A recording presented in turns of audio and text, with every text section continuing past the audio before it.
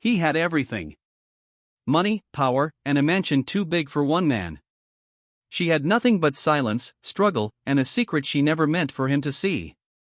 But what happens when a billionaire follows his maid after work, suspecting she's hiding something? Stay tuned to find out. But one night, everything changed. Suspicious, he decided to follow his maid after work.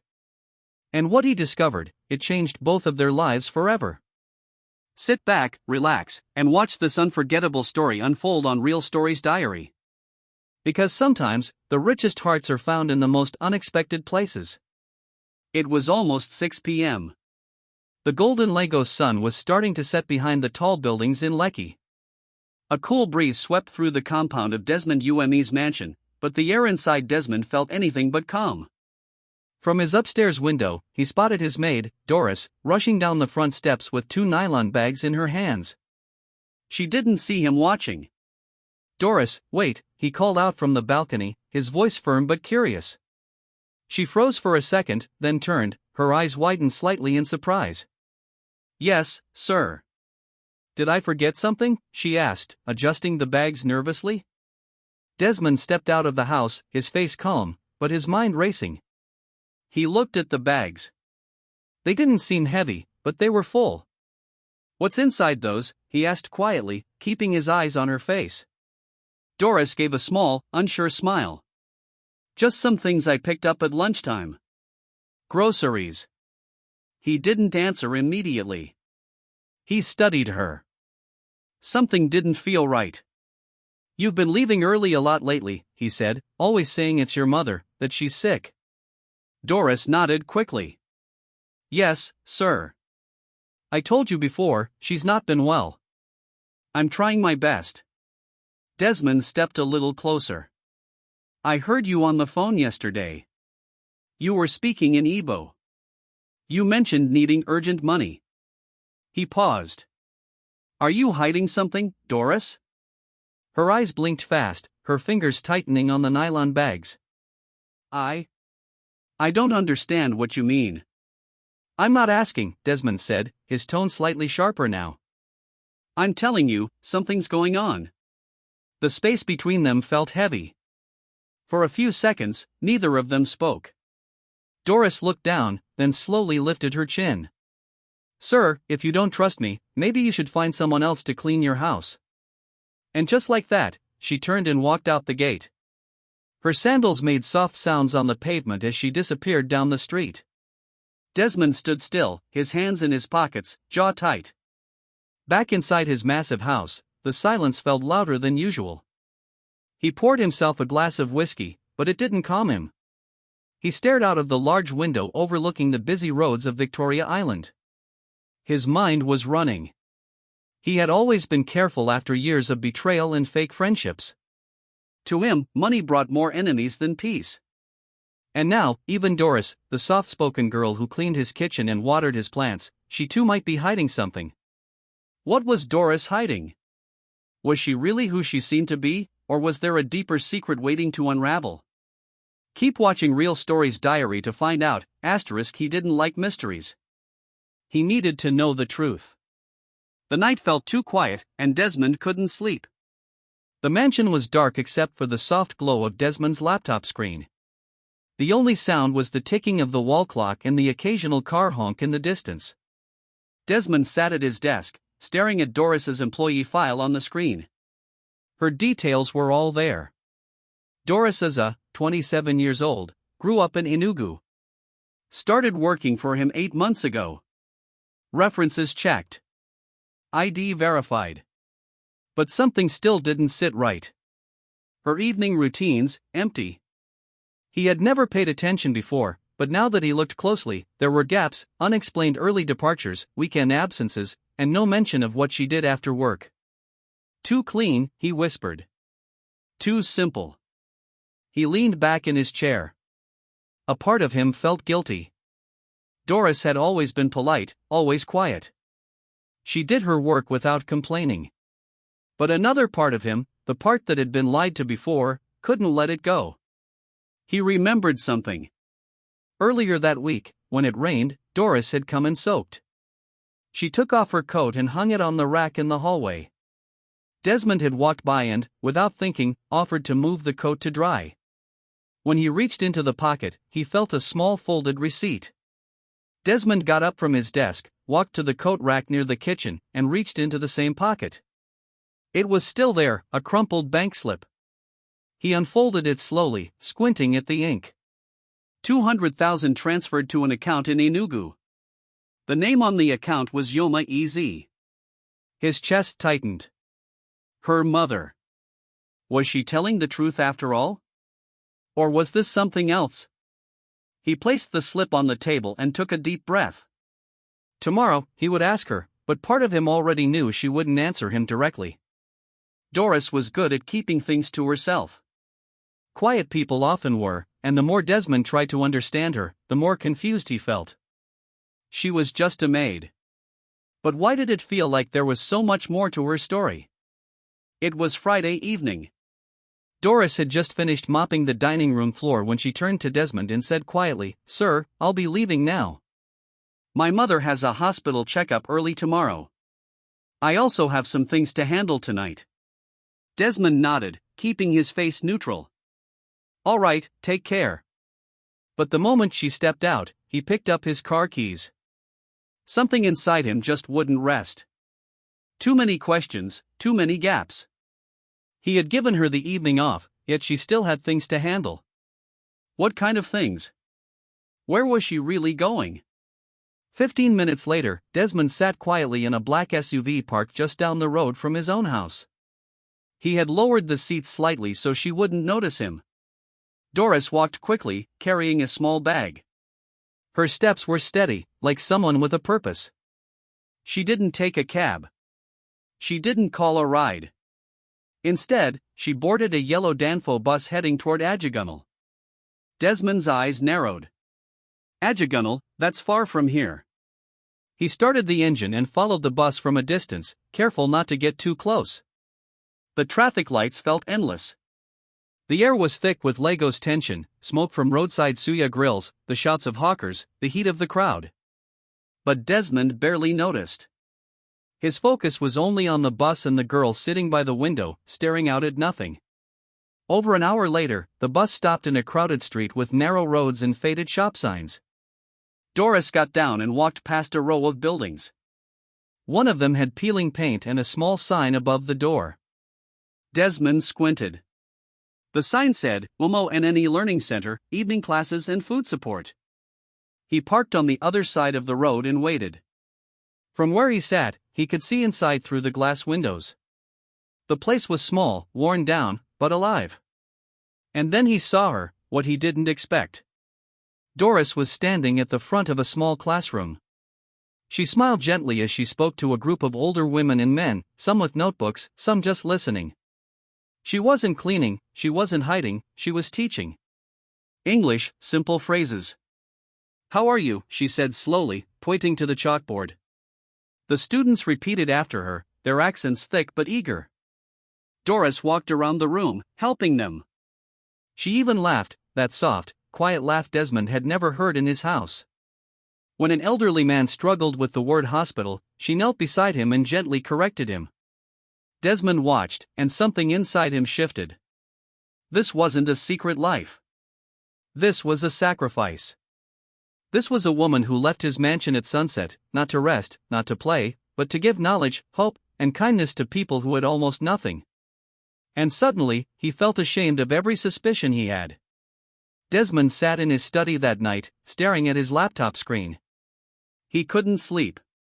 He had watched Doris teach those people with patience, with love, like it was the most natural thing in the world. And yet, he had never seen that side of her before. Back in his house, she was quiet, careful, almost invisible.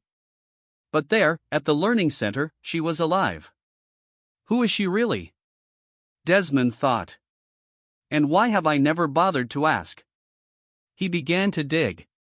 He typed in the name he had seen on the old building sign. A basic website came up, very simple, poor design. There was a donation link, a few blurry photos, and a small About Us page. Desmond clicked. It read, "We offer free evening English classes to low-income adults and new arrivals from rural areas. Many of our learners were farmers, traders, or artisans who never finished school. We believe in second chances." There were pictures, and in almost every one of them, Doris was there, teaching, smiling, hugging students, unpacking food. In one photo, she was handing out bread and bottled water. Another showed her reading a children's book to a group of adults, helping them sound out the words slowly. And then he saw it. "We run entirely on small donations and personal funds. Currently, we are behind on rent. Volunteers provide food and teaching materials with their own money." Desmond leaned back in his chair. So that's what the shopping bags were. The food wasn't for herself. It was for her students. He felt a sting in his chest. She had never once asked him for help. She had been going out there every night after cleaning his 5-bedroom mansion to serve people who had nothing. And he had suspected her of stealing. Desmond picked up his phone and called David, his longtime assistant and closest friend. "Do a full search on the UMO Learning Center," Desmond said softly. "I want to know how much they owe, what their running costs are, and how many people they serve weekly." David sounded surprised. "Boss, you okay?" Desmond's voice was quiet. "No, but I want to be." The next morning, David sent him the report. The center was barely surviving. Rent overdue by 2 months. Classes happening in borrowed spaces. Roof leaking in 2 places. No steady sponsor. Doris was listed as a lead volunteer, not paid. And most shocking of all, she worked 3 jobs. His maid, 5 days a week, a weekend cashier at a small supermarket, evening teacher and volunteer at the center, unpaid. Desmond stared at the screen. He thought about his house, full of luxury and silence, and her world, full of people, needs, struggle, and yet so much joy. He had misjudged her completely. Doris wasn't a liar.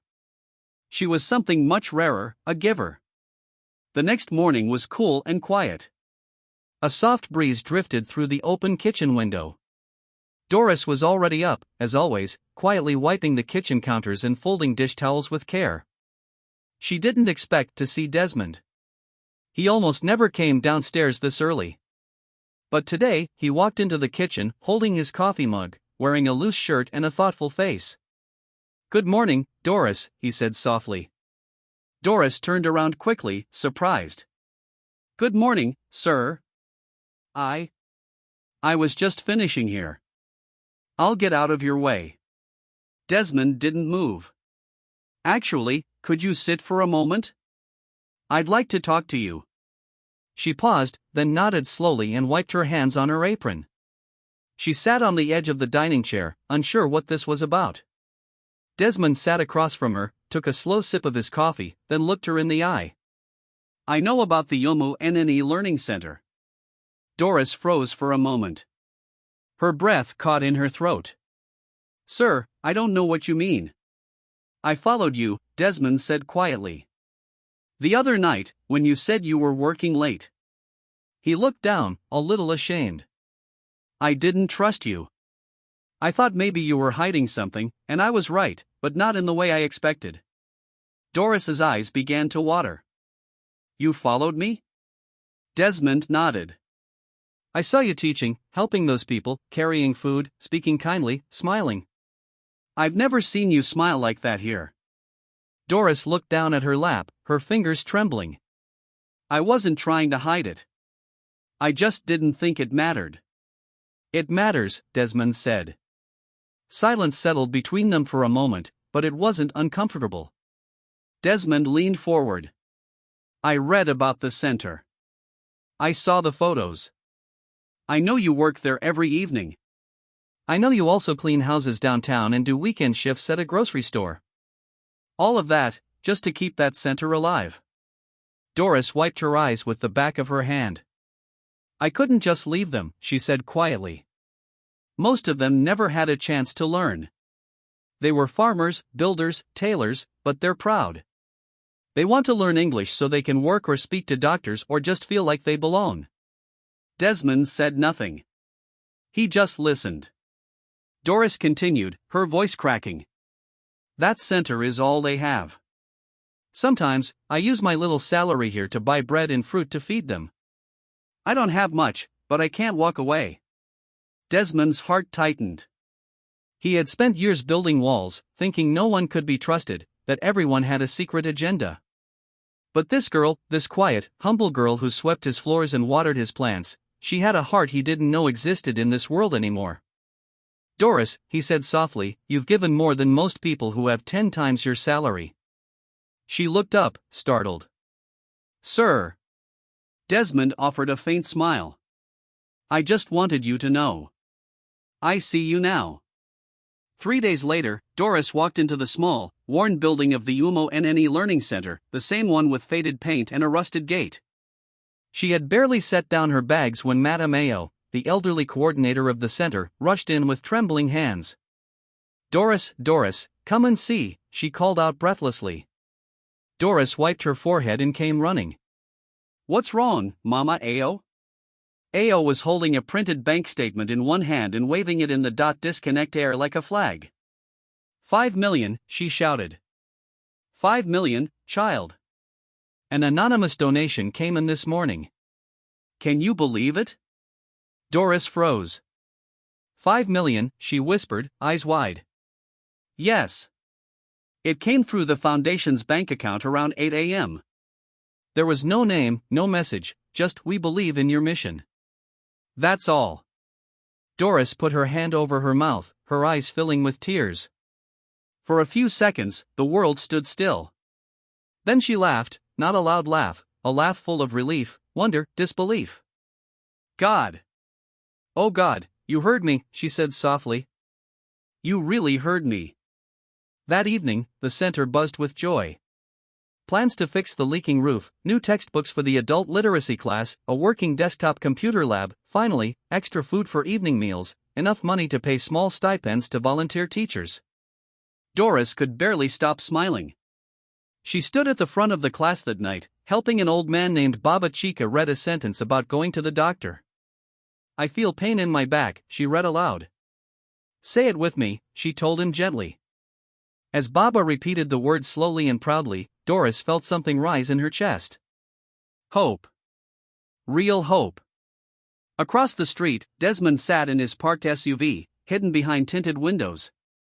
He could see her clearly through the window. The way she smiled at her students. The way she encouraged them patiently. The way her whole body moved with purpose and joy. He didn't need her to know it was him. He didn't need a thank you. Seeing her like this, happy, alive, full of light, was enough. He had sent the 5 million early that morning, quietly, anonymously, no strings attached. And now, watching her from the shadows, Desmond felt something warm settle in his chest. The same warmth he used to think money would give him. But it never had. It started with little things. Desmond began spending more time at home, not because of meetings or calls or stress, but because he found himself wanting to be around her, around Doris, the woman he once barely noticed beyond her chores. He found excuses to go into the kitchen when she was there. He timed his coffee breaks to match when she brought in fresh flowers for the dining table. Sometimes, he would just sit at the kitchen island and watch her move, quiet, focused, graceful. And more, they talked, not just about cleaning or groceries or keys misplaced, but about life. One Tuesday afternoon, Desmond walked into the kitchen with 2 mugs of tea. Here, he said, offering one to Doris. It's ginger. I thought you might like it. She blinked, surprised. Thank you, sir. He smiled. Please, call me Desmond. She hesitated. Okay, Desmond. They both chuckled softly at the awkwardness. They sat in silence for a moment, sipping tea. Then Desmond spoke. Can I tell you something I've never told anyone here? Doris turned, curious. Of course. My parents died when I was 22. Car accident, late at night, coming back from a business trip. Her eyes softened.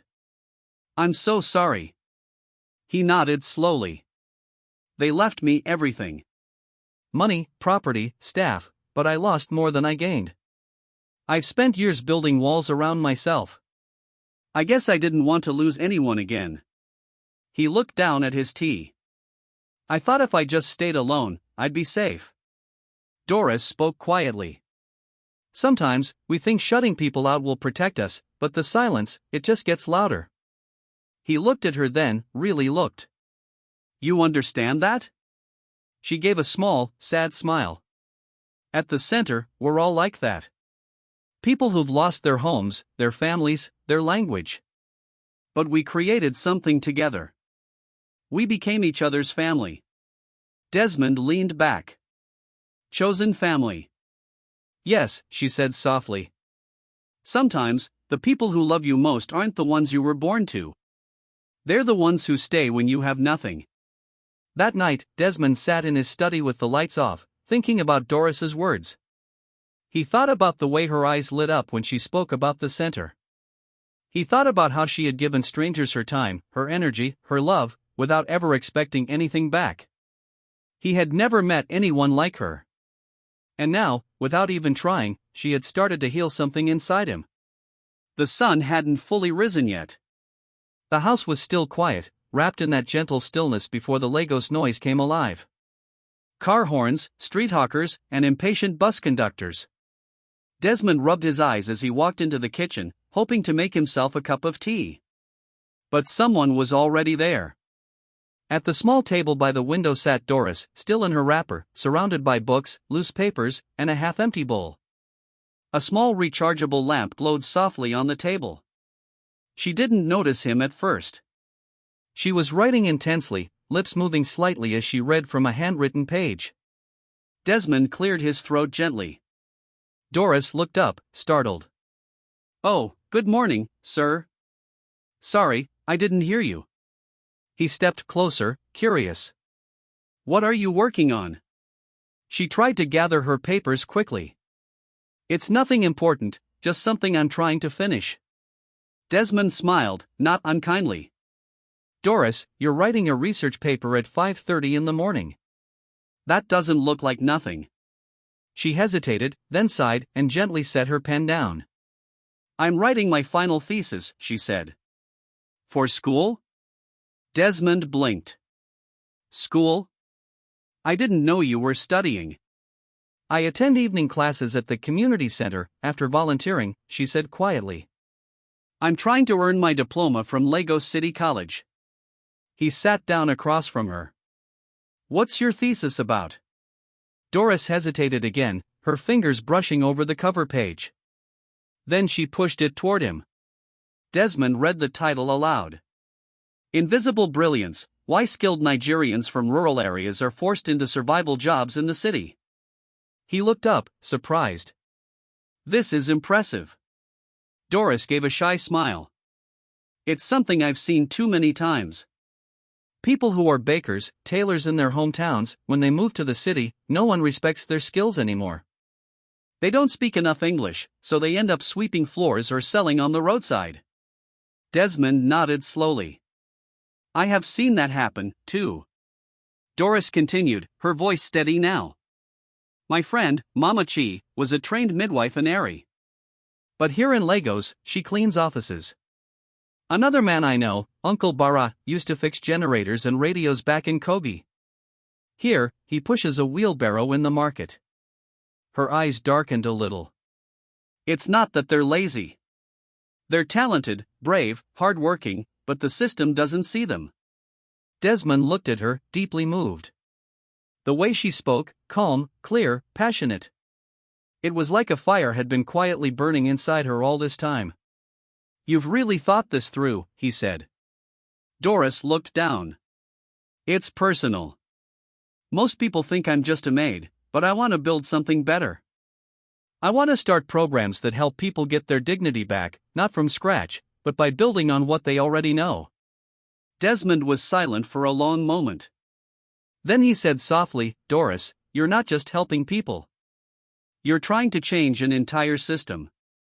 She gave a small, hopeful smile. I have to try. That morning, as Desmond returned to his room, the echo of her words stayed with him. Invisible brilliance. That's what she had called it. And for the first time in a long time, he felt like he had just met someone truly extraordinary. The day after their early morning conversation, Doris continued her usual routine, sweeping the sitting room, dusting bookshelves, preparing breakfast. But something felt different. There was a quiet awareness between her and Desmond now, a softness in his tone, a kindness in his eyes. She noticed it in the way he paused before leaving the room, the way he asked questions and waited for her full answers. That afternoon, while she arranged fresh flowers in the dining room, Desmond walked in with something in his hand. A file, neatly labeled. He stood beside the table and gently placed it in front of her. "Doris, I've been thinking a lot about what you said, about your thesis, your ideas." She looked up, confused. "Sir?" Desmond smiled. "I run a foundation. You probably didn't know. It's small, but we focus on education, youth development, and supporting underrepresented communities." She nodded slowly. "I want to expand it. I want to do more, and I want you to help lead it." He slid the file toward her. "I'm offering you the role of Community Outreach Director. It's full-time. It comes with a proper salary, enough to help your mother, pay for your final year, and still support the center if you want." Doris's hands trembled as she touched the file. I don't know what to say." "Say yes," he said softly. "You've earned it." But Doris didn't answer right away. She sat down slowly, her thoughts spinning, her heart heavy with emotions. She had cleaned this house for months. She had taught English under leaking roofs.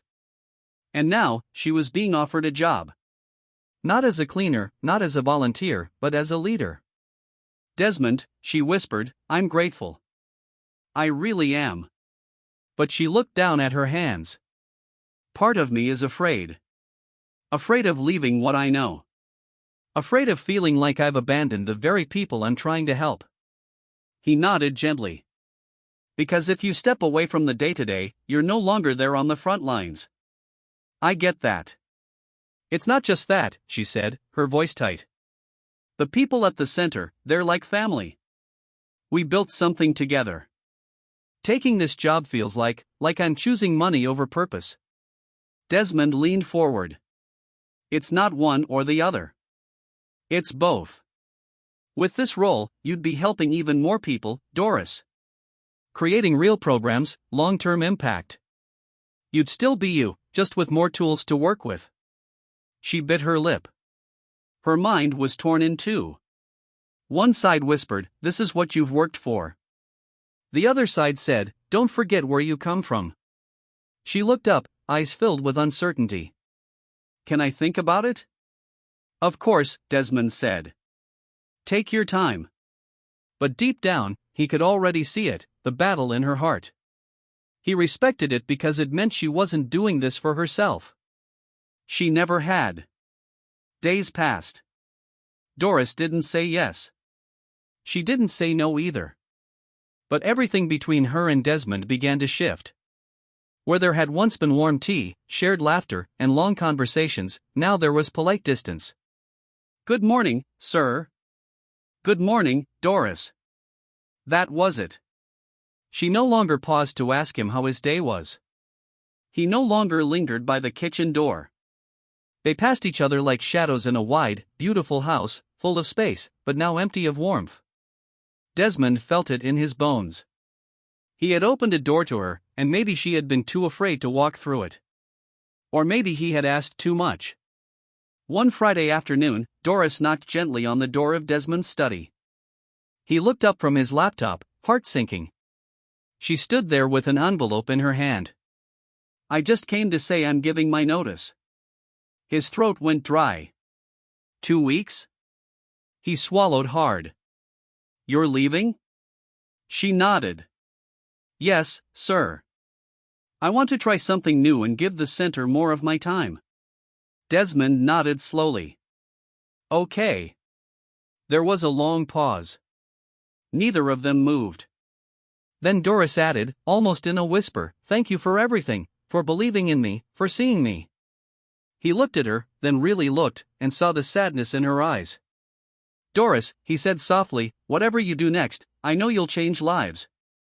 She gave a tight smile. That means more than you know. The next 2 weeks were torture.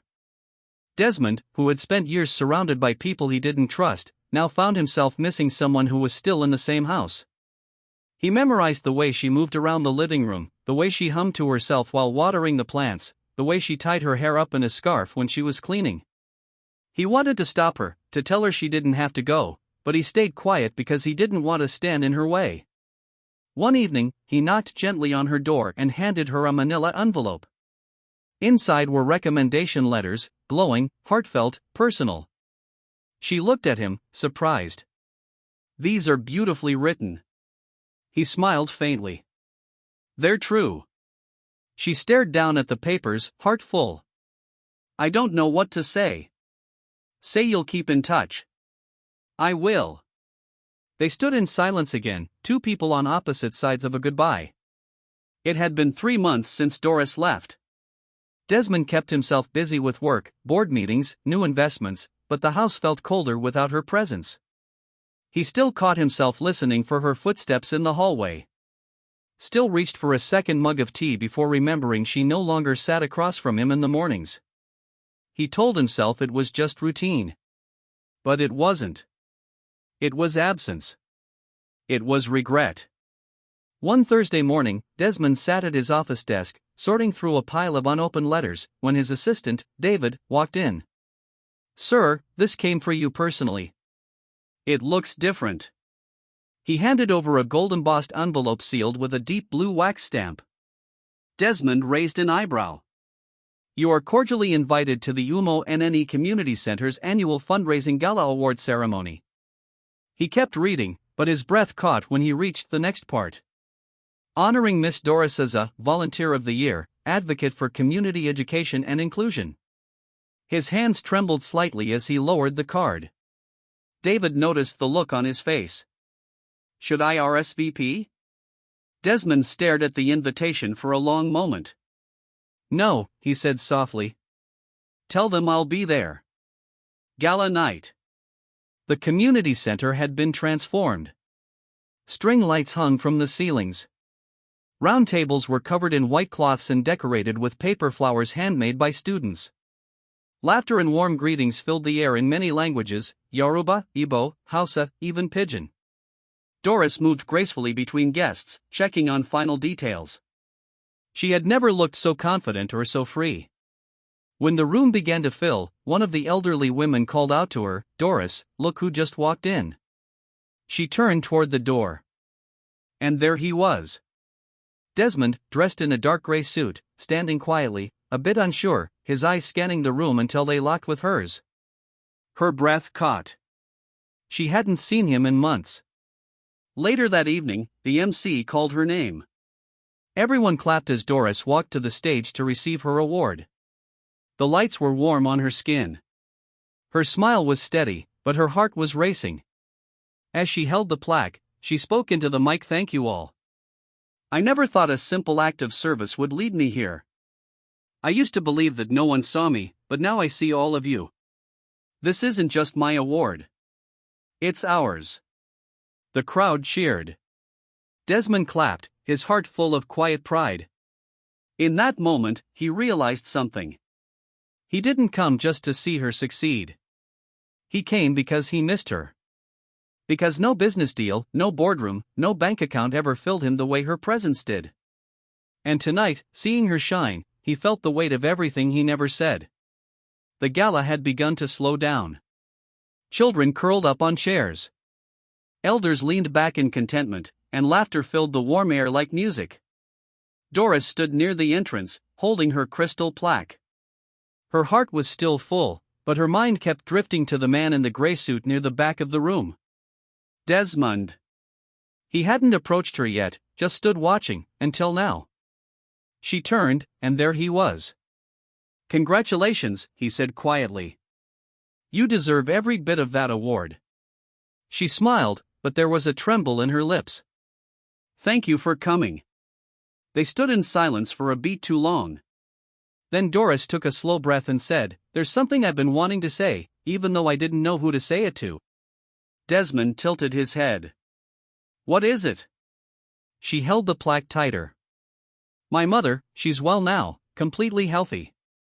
She had surgery 3 months ago. Desmond's eyes softened. Doris continued, voice lowering. We were stuck for so long, no hospital would take her without full payment. And just when I thought I'd have to give up. She looked at him, a tear beginning to form. Someone paid the bill completely, an anonymous donor. Desmond looked down, hands in his pockets. That same week, she added, the Learning Center received its biggest donation ever, also anonymous. Her voice broke a little.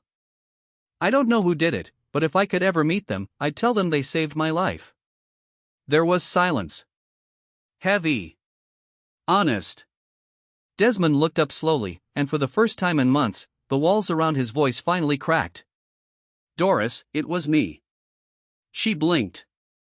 What? He stepped closer. I followed you that night when you left early. I thought you were stealing from me. Her mouth opened, but nothing came out. I saw you get off the bus. I saw the center.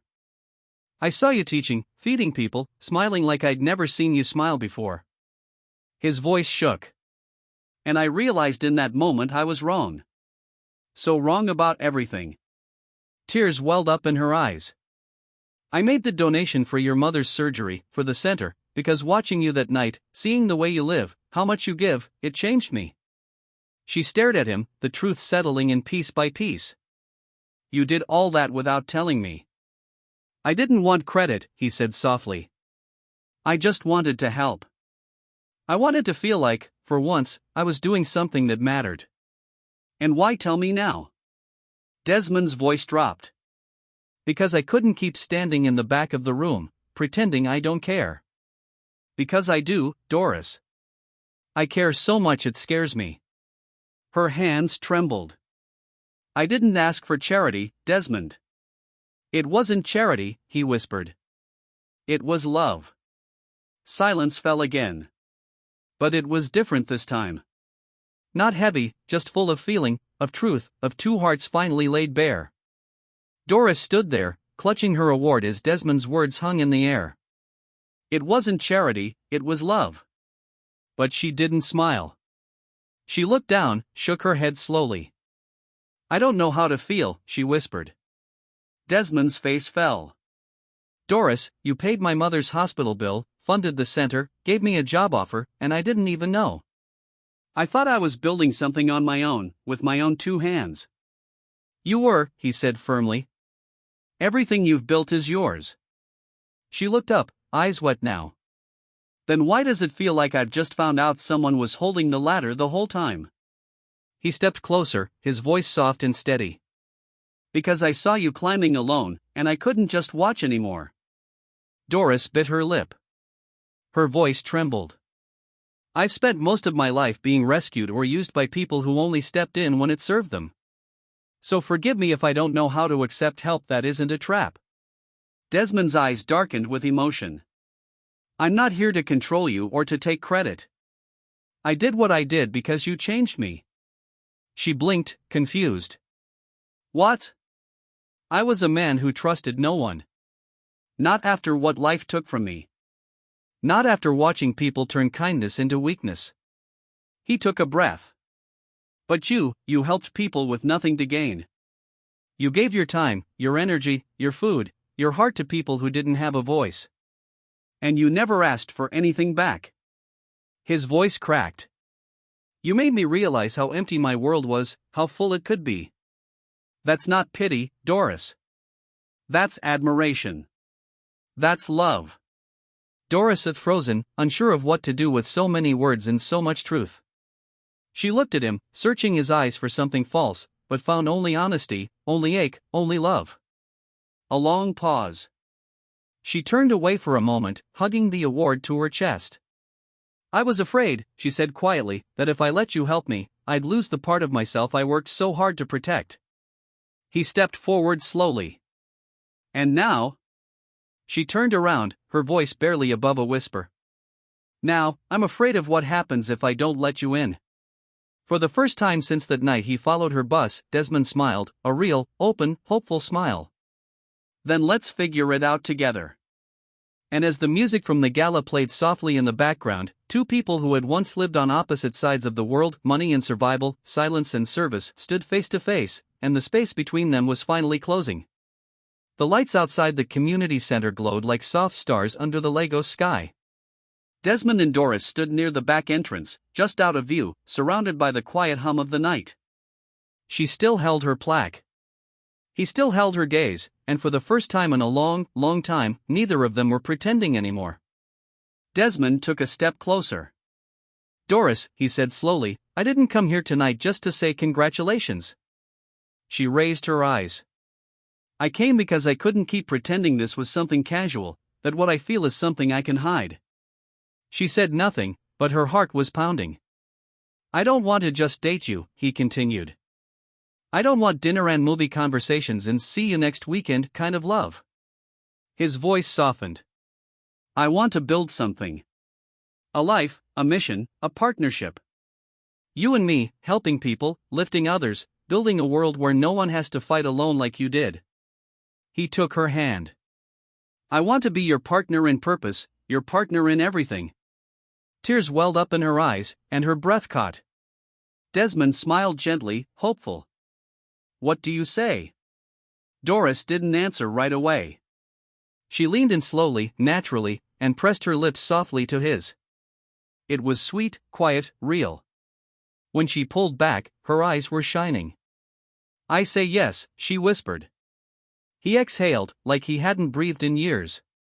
"But first," she added, wiping a tear from her cheek, "you have to come meet someone." Desmond tilted his head. "Who?" She grinned. "My mother, in Enugu." He laughed, surprised. "Should I be nervous?" "Very," she said, playful now. "She has opinions and questions." Desmond took her hand again and nodded. "Then let's go to Enugu." And just like that, under the faded bulbs of a humble center that had once been on the brink of closing, two lives came together. Not through money, not through pity, but through love and purpose and the courage to start again. 3 months had passed since that quiet night outside the gala. Desmond kept his word. He traveled to Enugu, sat in a small living room filled with colorful wrappers, plastic chairs, and curious aunties, and answered every one of Mama Aza's questions. He ate pounded yam too slowly. He said "and" when he should have said "yes, Ma." He called her Mama and meant it. By the end of the weekend, Mama Aza smiled and said, "He's too skinny, but his heart is full." That's enough. Now, the wedding day had arrived, and it was happening in the place where everything began, the learning center. But it didn't look the same. The broken walls had been painted soft white. Colorful murals of alphabets, books, and smiling faces covered the sidewalls, all painted by the students themselves. There was now a digital lab with 10 computers, a new classroom, fresh ceiling fans, and children ran around laughing, holding paper flowers and ribbons in their hands. Under strings of fairy lights, between rows of folding chairs draped in fabric, Doris stood at the back of the hall in a dress passed down from her grandmother, simple lace, soft yellow, fitted perfectly to her small frame.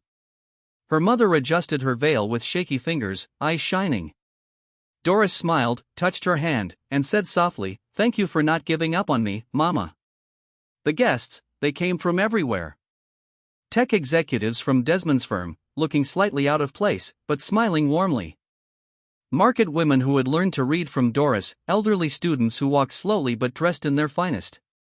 Little kids with hand-drawn congratulations signs taped to their shirts. Even Mama Chi, who sold akara near the bus stop, brought a cooler of drinks. Everyone who had ever known their struggle or felt their kindness was there. There were no flashy flower arches, no chandeliers, no wedding planner, just a wooden platform decorated with baby's breath and white fabric, and a borrowed keyboard playing soft gospel tunes. Desmond stood at the front in a crisp black suit, smiling so hard his cheeks hurt. When Doris walked down the makeshift aisle, everyone stood.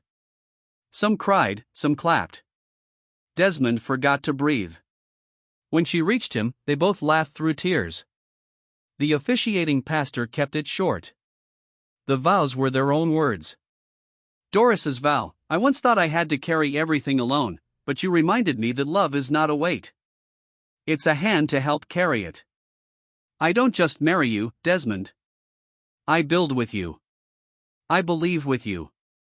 Desmond's vow, you showed me that wealth is not in bank accounts, but in the lives we lived. I promise to be your teammate, your protector, your partner in purpose. Always.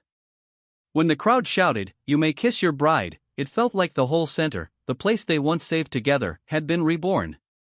And in the middle of it all, Mama Azza stood with her hands clasped and her eyes full of peace. Her daughter had made it. A year had passed since that wedding under string lights and sky. But Desmond and Doris hadn't slowed down. They had simply shifted their love into action. Together, they launched the Yeziume Foundation, named after their families. A blend of roots and new beginnings. Their mission, literacy, social services, and full support for the underserved across West Africa. Desmond handled logistics, strategy, funding, and partnerships. Doris, she led everything else. She trained volunteer teachers. She spoke in rural communities. She sat with grandmothers in overcrowded clinics, listened to market women in dusty town squares, and always ended with the words, "You are seen. You are needed. Your voice matters." Their headquarters sat on the edge of Lagos, a modest, welcoming two-story space filled with books, computers, and laughter. But the heart of the foundation still lived inside the small community center where it all began. And today, Desmond brought Doris back there, hand in hand, just the two of them. The paint on the walls was fresh now, the windows opened wide. The children were in class, guided by new teachers Doris had trained herself. At the back of the center was a quiet room, the one where Desmond had once followed her in the shadows, thinking she was hiding something. He pushed the door open for her. She stepped inside. And there, mounted above the whiteboard, was a small gold plaque, the Amara Azza Learning Room, where every voice matters. Doris stood frozen for a moment, then ran her fingers across the letters. "I don't deserve this," she whispered. "You do," Desmond said softly. "You always did." A long silence passed, warm, peaceful. Then Doris turned to him, smiling with quiet tears in her eyes. "My only regret is that I didn't tell you sooner how much I loved you." Desmond stepped closer and kissed her forehead. "I knew," he whispered. "I felt it long before you ever said it." That evening, as the sun dipped low, painting the sky in soft golden pink, Desmond and Doris stood by the car, packed with bags and passports. Their honeymoon awaited at Zanzibar, a place neither had ever been, but both had always dreamed of. Before they got in, Doris looked back at the building. The center, the plaque, the place where it all began. "Ready for the next chapter?" Desmond asked. She took his hand, smiled deeply, and replied, "Born ready." They got in, closed the doors, and drove away, toward love, toward purpose, toward forever. Before we close this beautiful journey for good, let one final truth echo from these pages on Real Stories Diary. Let love lead. This is more than a story about a billionaire and a maid. It's a story about how love, a quiet, patient, honest love, can soften the hardest hearts, can rebuild trust after betrayal, can turn pain into purpose. No matter your past, your status, or your scars, you are worthy of being seen, heard, and loved. So, if this story moved you even just a little, don't keep it to yourself. Share it with someone who still believes in second chances. Subscribe to Real Stories Diary so you don't miss the next powerful tale. And remember, love can overcome even the thickest walls if we dare to let it in.